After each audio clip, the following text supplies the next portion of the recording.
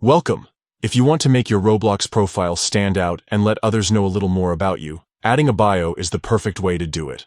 With the latest Roblox web update for PC, the process is quick and easy. Here's how you can add or update your bio on your Roblox profile.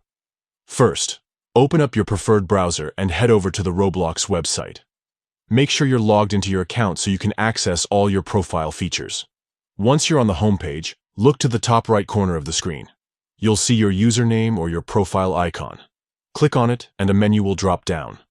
From this menu, select Profile to go directly to your personal Roblox profile page. Now that you're on your profile, scroll down until you find the About section. This is where your bio lives.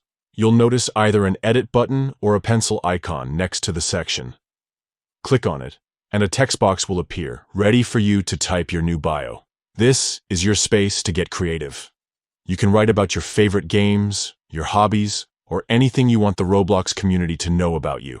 Just remember, there's a character limit, usually up to 1,000 characters. So keep it concise and make sure your bio follows Roblox's community guidelines.